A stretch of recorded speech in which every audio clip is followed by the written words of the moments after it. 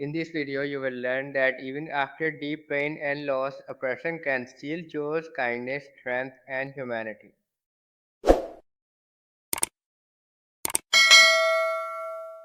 You know, there are some stories that stay with you long after you hear them. And this one, about a man the whole internet seems to love, starts in a place so dark, most people would never have survived it. Beirut, Lebanon, 1964. A baby boy was born to a geology teacher and a showgirl who had wandered into each other's lives by accident. They named him Keanu, a Hawaiian word meaning cool breeze over the mountains. It was a beautiful name for a child who would soon learn that the world wasn't always beautiful back. His father left when Keanu was 3 years old. Just walked out one morning like the boy didn't exist, like the family was something he'd tried on and decided didn't fit. For years, Keanu would wait by the window, watching cars pass by, convinced that one day his father would pull up and say he'd made a terrible mistake. That day never came. By the time Keanu turned 13, his father had been arrested for selling heroin and vanished completely from his life. The little boy at the window stopped waiting. His mother, Patricia, did what she could. She was a costume designer in the film industry, talented and hardworking, but her work demanded everything. She moved the family constantly, chasing jobs from Australia to New York to Toronto. Keanu attended 4 different high schools in 5 years. Every time he started making friends, every time he began to feel like maybe he belonged somewhere, the boxes would come out again.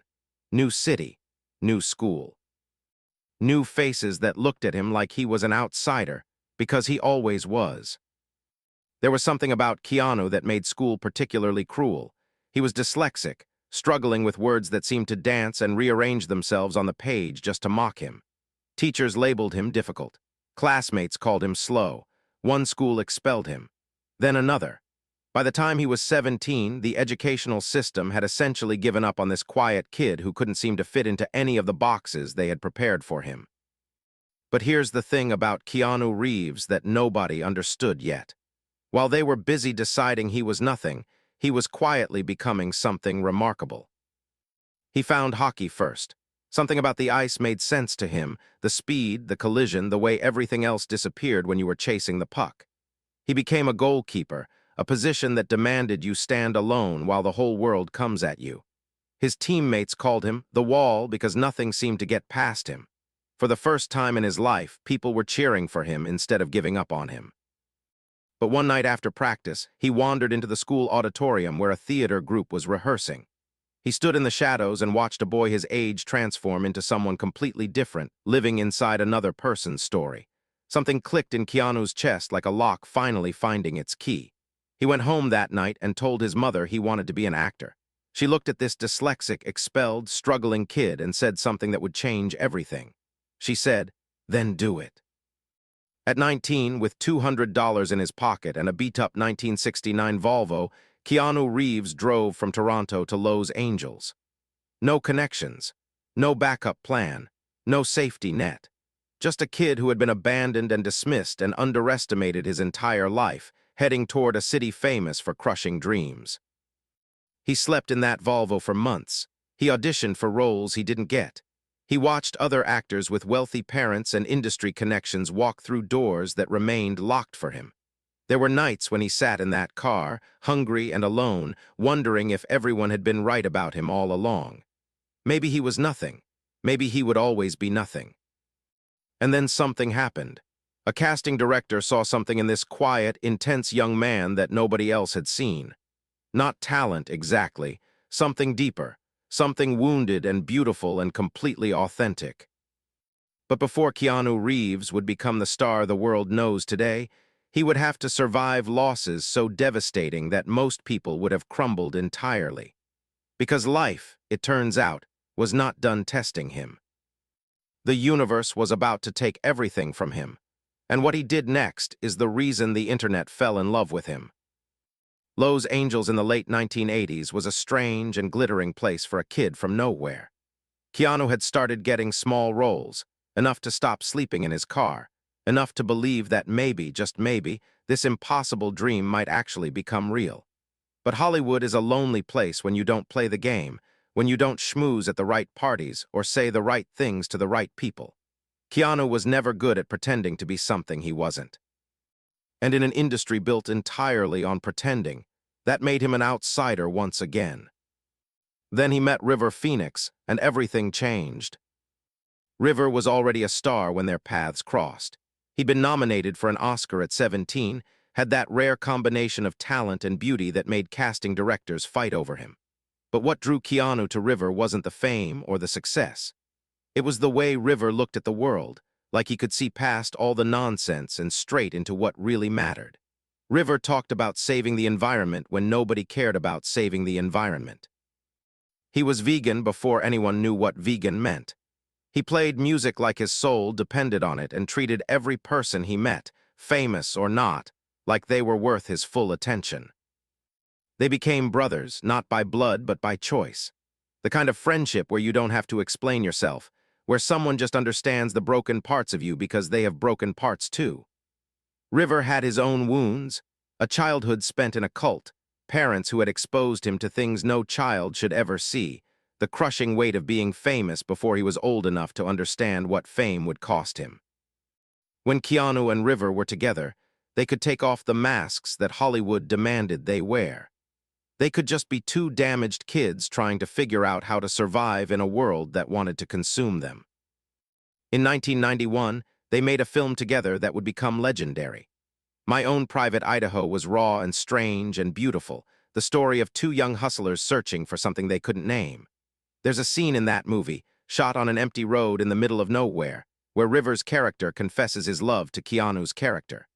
River's performance was so real, so vulnerable, that the crew stopped breathing while they filmed it. Keanu held his friend in that scene, felt the trembling truth of the moment, and knew he was witnessing something extraordinary. This wasn't acting. This was River pouring his entire broken heart onto the screen. After filming Wrapped, Keanu watched River spiral. The drugs had always been there, lurking in the background, but now they were taking over. Keanu tried to talk to him about it, tried to reach through the fog that was slowly surrounding his best friend. But River would just smile that heartbreaking smile and change the subject. He was 22 years old and carrying the weight of 100 lifetimes on his shoulders. The pills and powders weren't recreation. They were survival. They were the only way he knew to quiet the screaming in his head. October 30th, 1993. Halloween Eve. The Viper Room on Sunset Boulevard, a club partially owned by Johnny Depp, was packed with celebrities and wannabes all dressed in costume. River Phoenix walked in with his girlfriend and his brother and sister. He was supposed to perform with his band that night.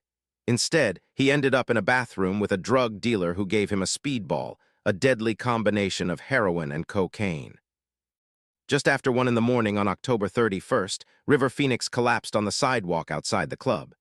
His brother Joaquin, just 19 years old, called 911 in a panicked voice that would later be played on news stations around the world. Paramedics arrived and tried to restart River's heart. It wouldn't restart. At 1:51 a.m., River Phoenix was pronounced dead at Cedars-Sinai Medical Center. He was 23 years old. Keanu wasn't there that night. He found out the way everyone finds out about sudden death, through a phone call that splits your life into before and after. The person on the other end of the line was saying words, but the words didn't make sense. River was dead. River, who had been laughing and playing guitar just days ago. River, who was supposed to live forever because people that bright can't just go dark. River, who was the first person in Hollywood to make Keanu feel like he wasn't alone. For weeks, Keanu couldn't function. He stopped answering his phone. He stopped showing up to meetings. He would ride his motorcycle into the desert and just sit there for hours, staring at nothing, trying to understand how the world could keep spinning when River Phoenix was no longer in it. People who knew him during this time say they had never seen someone so lost. The light in Keanu's eyes had gone out. The funeral was small and private. Keanu stood among the mourners and watched them lower his best friend into the ground. He didn't cry, not because he wasn't destroyed, but because the grief was so deep it had gone past tears into something else entirely. Numbness. Silence. The kind of sorrow that rewires your entire understanding of what it means to be alive. In the months that followed, Keanu started giving away money to people who needed it. Crew members on his films, strangers he met on the street. He never talked about it, never wanted credit for it. But those who knew him understood what was happening. He was trying to honor River. He was trying to put something good into a world that had taken something irreplaceable from him. Every act of kindness was a prayer for his friend. Every generous gesture was a way of keeping River's spirit alive. But the universe wasn't finished with Keanu Reeves, not even close. Just a few years later, he would fall in love with a woman who would show him what happiness could feel like. And then, in one devastating night, he would learn that happiness can be stolen just as quickly as it arrives. What happened next broke him in ways that River's death only began. Sometimes, after you've been through something terrible, life hands you a gift so beautiful you're almost afraid to hold it. You think maybe you don't deserve it. You think maybe it will be taken away. And sometimes, in the cruelest twist of all, you're right. Her name was Jennifer Syme. She had wild dark hair and a laugh that could fill an entire room. She worked as a production assistant in the film industry, and she was the kind of person who made everyone around her feel more alive. They met at a party in 1998, and Keanu, this quiet man who had already survived so much loss, felt something he hadn't felt in years: hope. Jennifer understood him in ways that surprised them both. She didn't care about his fame or his money. She cared about the sad, gentle soul underneath all of it. She would find him sitting alone in the dark, lost in memories of River and all the other ghosts that haunted him, and she would just sit beside him. No words, no demands, just presence. She taught him that maybe he didn't have to carry everything alone. She taught him that maybe, after all this time, he was allowed to be happy. When Jennifer told Keanu she was pregnant, he wept. Not sad tears this time, but the kind of tears that come when something you thought was impossible suddenly becomes real. He was going to be a father. This abandoned boy whose own father had walked away was going to have a chance to do it right. He was going to give a child everything he never had. He was going to stay. They named her Ava Archer Syme Reeves before she was even born. Keanu would talk to Jennifer's growing belly, telling Ava stories about all the places they would go together, all the things he would teach her. He bought books about fatherhood and read them cover to cover. He started looking at houses with yards big enough for a little girl to run around in. For the first time in his life, Keanu Reeves was building something: a family, a future, a reason. On Christmas Eve, 1999, Jennifer went into labor. But something was wrong. The nurses' faces changed. The doctors stopped making eye contact. Keanu stood there holding Jennifer's hand, watching medical professionals move with urgent efficiency while speaking in hushed tones that told him everything he needed to know before anyone said a word. Ava Archer Syme Reeves was stillborn. 8 months in the womb, perfect and beautiful and silent. She never took a single breath. She never opened her eyes to see the father who had already loved her more than he knew he could love anything. They let Keanu hold her, this tiny, still body that was supposed to change everything. He held his daughter and made sounds that Jennifer later said didn't sound human. Primal grief.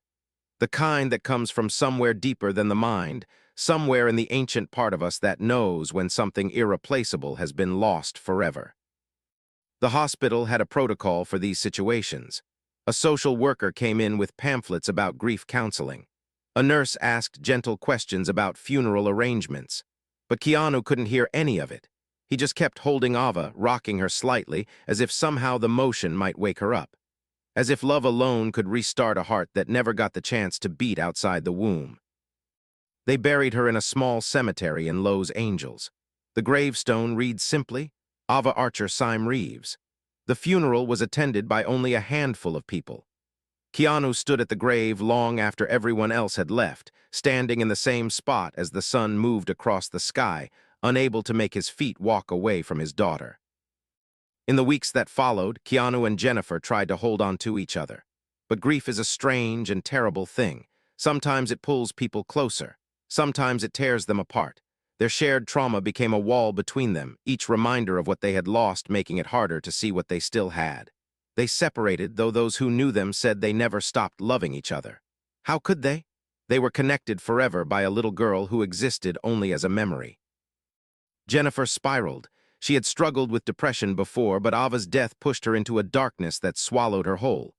She started going to parties again, staying out until dawn, trying to outrun the sadness that followed her everywhere. Keanu watched from a distance, worried but unable to reach her. They were no longer together, but he still cared. He would always care. April 1st, 2001. Jennifer attended a party at Marilyn Manson's house. She left sometime in the early morning hours, got into her Jeep Cherokee, and began driving home. She never made it. Her car veered off the road and struck 3 parked cars. Jennifer Syme was thrown from the vehicle. She died instantly. The police report said she had been taking medications for depression. The combination of pills and exhaustion had been too much. She was only 28 years old. Just 18 months after they buried their daughter, Keanu Reeves stood at another grave, saying goodbye to the woman he had loved. There's a photograph of Keanu from this period that has become famous on the internet. He's sitting alone on a park bench, eating a sandwich, staring at nothing. His shoulders are slumped. His face is empty. Someone took the picture and posted it online with sad captions, turning it into a meme. People called it Sad Keanu. They made jokes about it, not understanding that they were looking at a man who had just buried his child and the mother of his child in the span of 18 months. They were looking at someone who had every right to give up on everything. But here's what makes Keanu Reeves different from almost anyone else who has ever lived through something like this. He didn't become bitter. He didn't become hard. He didn't let the grief turn him into someone who stopped caring about the world. He did the opposite. And what he chose to do with his broken heart is why the entire internet fell in love with him. The Matrix came out in 1999, just months before Keanu and Jennifer lost Ava. It became one of the biggest films in history, a cultural phenomenon that changed action movies forever. Keanu Reeves was suddenly one of the most famous actors on the planet. The studio offered him massive paychecks. Producers lined up with projects worth hundreds of millions of dollars. He could have had anything he wanted. What he wanted was to share. During the production of the Matrix sequels, Keanu quietly gave away millions of dollars.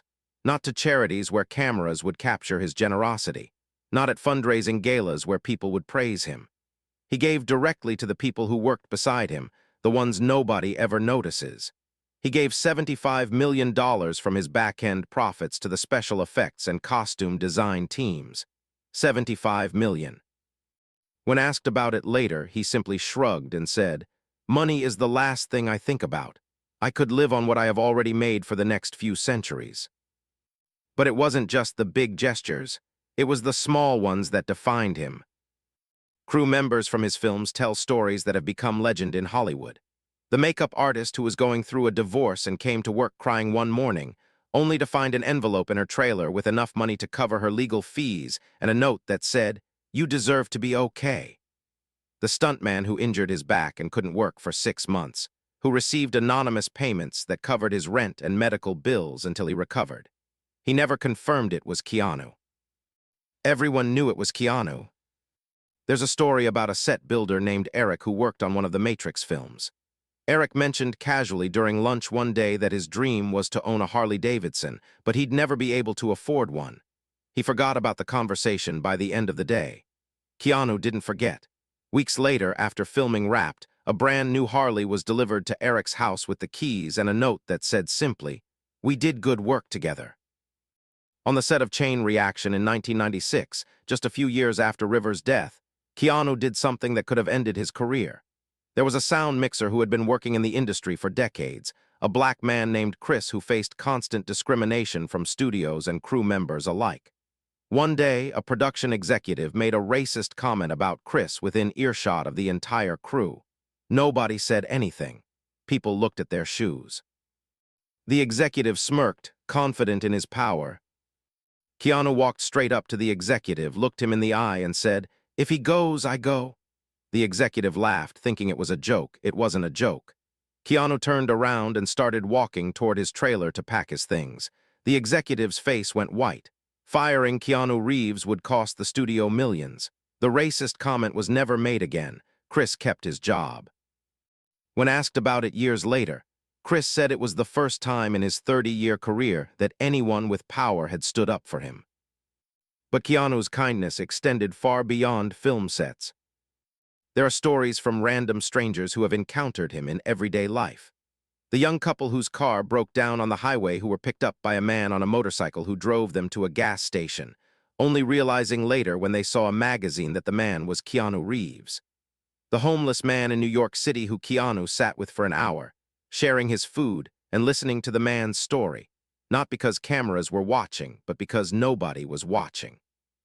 The fan who asked for an autograph and Keanu said yes, then spent 20 minutes asking the fan questions about her life, because he was genuinely interested in who she was as a person. He rides the subway in New York even though he could afford a fleet of limousines. There's a video that went viral of Keanu on the subway, immediately standing up to give his seat to a woman carrying heavy bags. He didn't look around to see if anyone noticed. He didn't do it because he thought someone was filming. He did it because that's who he is. When asked in interviews about all this kindness, Keanu becomes visibly uncomfortable. He doesn't want to talk about it. He doesn't want credit. "I'm just a guy who's trying to get through life," he says. "I'm just trying to be decent." But the people who have received his generosity know better. They know that decency, real decency, is the rarest thing in the world, and Keanu Reeves has it in abundance.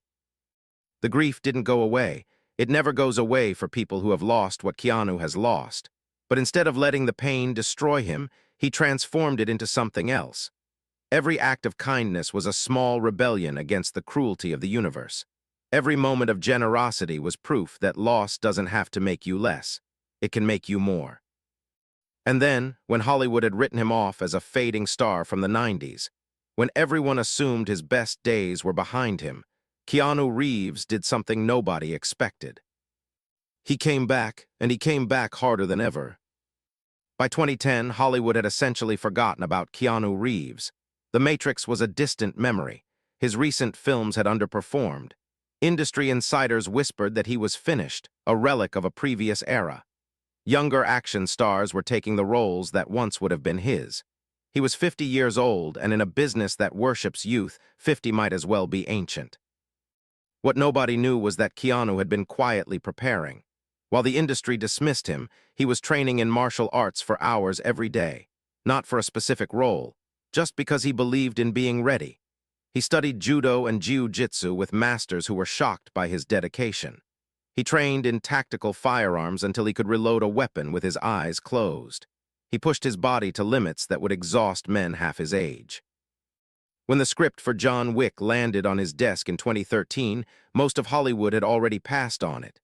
The story of a retired assassin who comes out of hiding to avenge his murdered dog didn't seem like the kind of thing that would launch a franchise.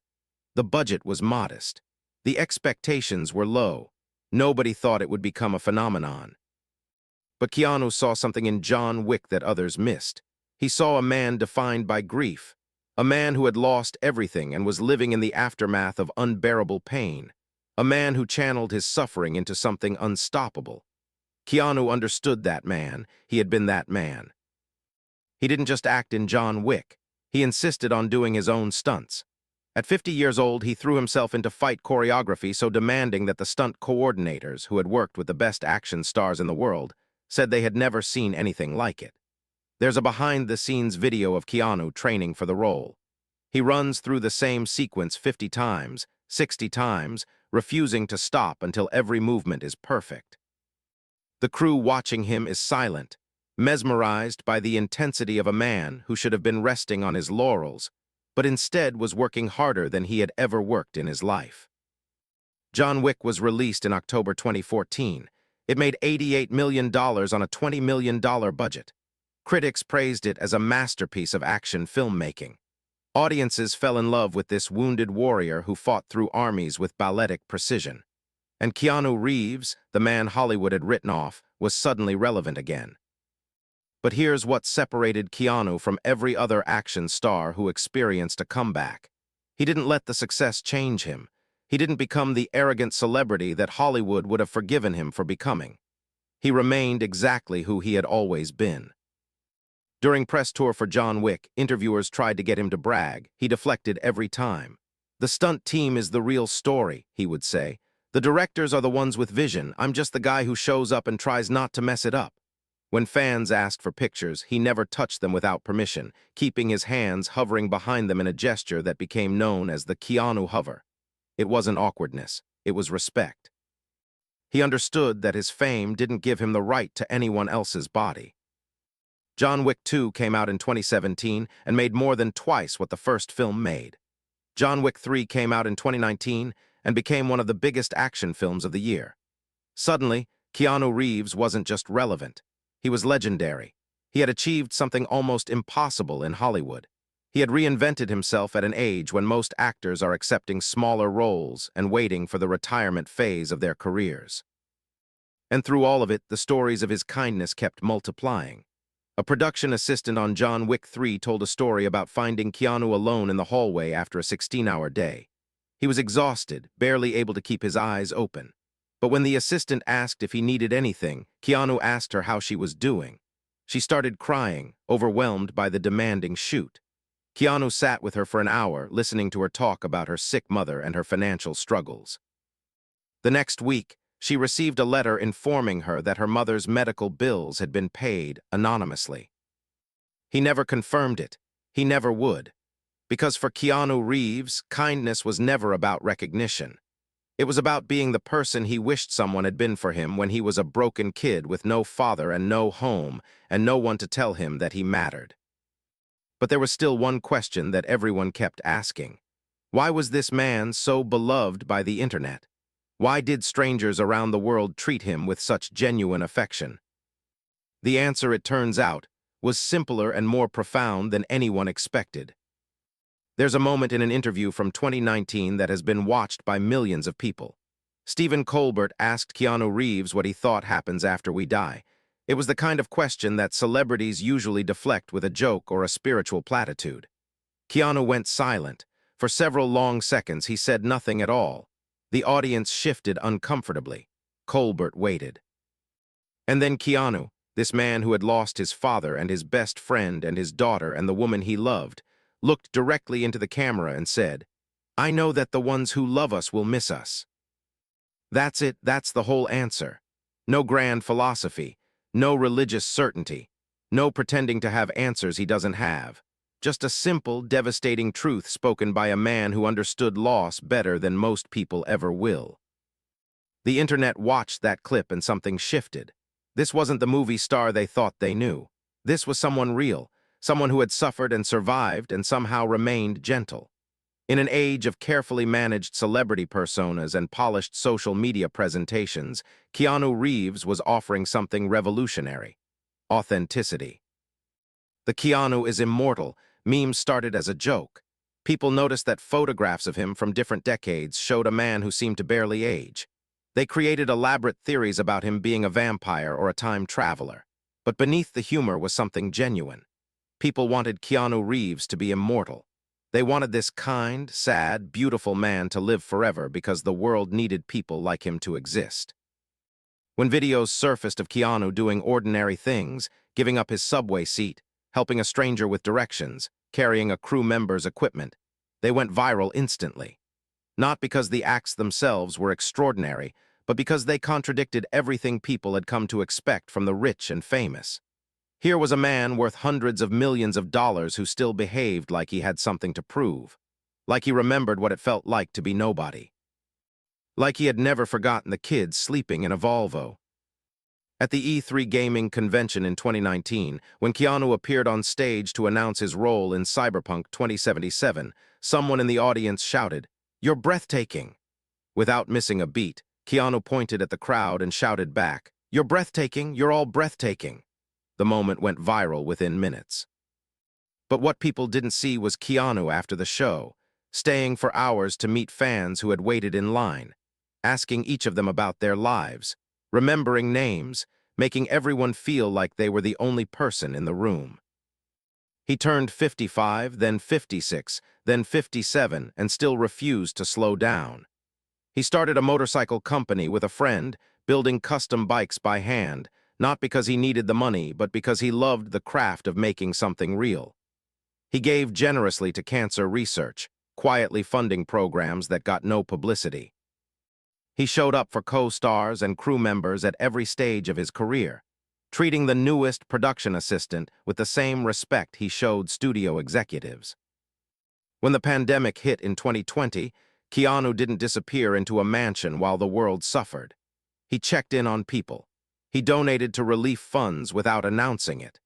He sent personalized video messages to fans who were struggling, little moments of connection that meant everything to people isolated and afraid. And still, after everything, when interviewers ask him about his legacy, about his impact, about why so many people seem to love him, Keanu looks genuinely puzzled. He doesn't see what everyone else sees. He still thinks of himself as that dyslexic kid who couldn't fit in anywhere. He still wonders if he deserves any of the success or affection. He still carries the grief of everyone he's lost like stones in his pockets, heavy but familiar. Maybe that's the real reason the internet chose him. Not because he's perfect. Because he's broken in all the same ways that so many of us are broken. Because he looked at a world that took his father and his best friend and his daughter and the love of his life, and instead of becoming hard, he became softer. Instead of closing off, he opened up. Instead of deciding that kindness was pointless because nothing could protect you from pain, he decided that kindness was the only thing worth doing precisely because pain was inevitable. There's a quote from Keanu that people share over and over online. He said, "Grief changes shape, but it never ends. People have a misconception that you can deal with it and say, 'It's gone and I'm better.' They're wrong. When the people you love are gone, you're alone, but I think experiencing how precious life can be and how short life can be, you become more aware of how you spend your time. You try to be more present. He is more present in every interaction, in every film, in every quiet moment when he thinks no one is watching.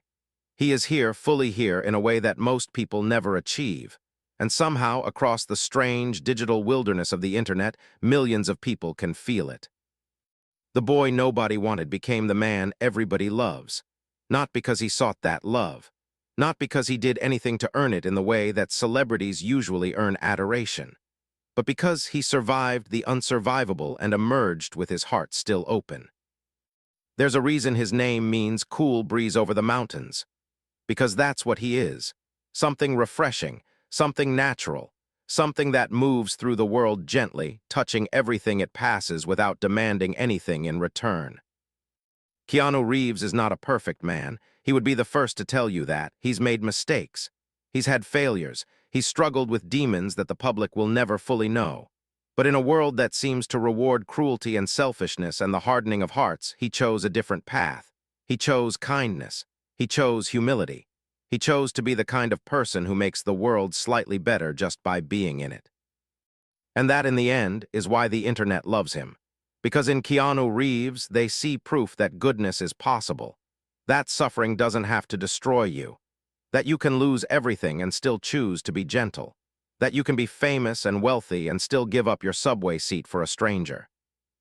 He is the cool breeze, and we are all the mountains grateful to feel him pass.